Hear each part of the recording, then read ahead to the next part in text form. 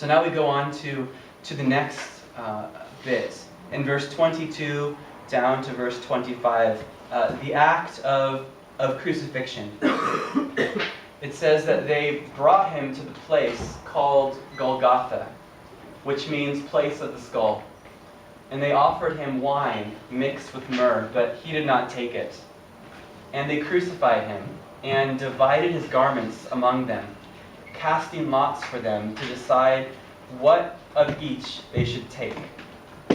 And it was the third hour when they crucified him.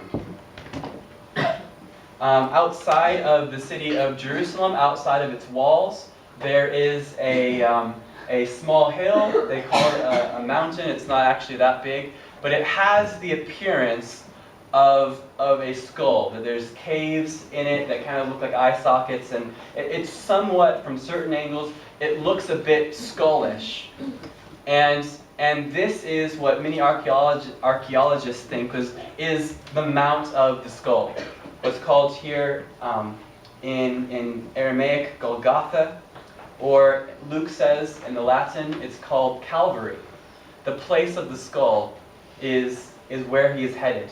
And this is the place where he is going to give his life.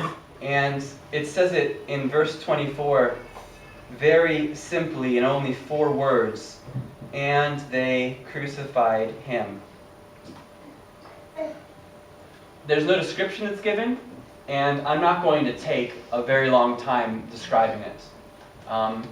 Other people with more time have done better jobs than I could, and I'm not going to attempt to really.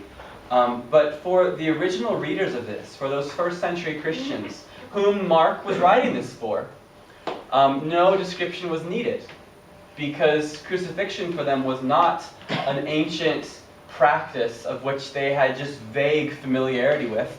It was life. Let's say this Calvary, this Golgotha hill, it's a prominent place. It's elevated so that it could be seen. The Romans used this as a deterrent to rebellion. The Romans used this as a way to remind the people that if you mess with us, we will torture you until you die. And they want them to know it. And so it was an unavoidable aspect of 1st century, 2nd century, 3rd century Roman life. That's what life looked like. So no description was necessary for them. And we're familiar with the iconography. We're familiar with the sight of a crucifix. But as Jesus is brought there, it would have been stretched out upon the wood, and Jesus, we consider the fact that Jesus was God Almighty in the call to worship.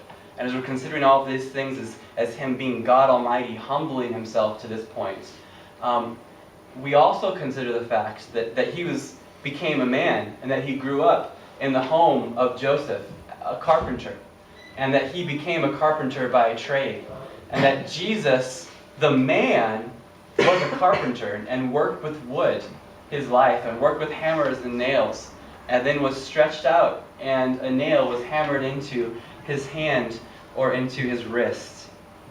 And as Mark just says, and they crucified him.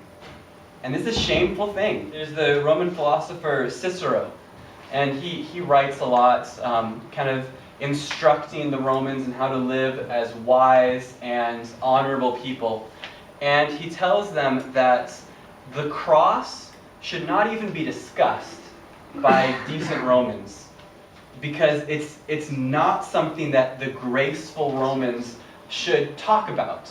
They merely should look at it and continue walking. So it's looked at as shameful.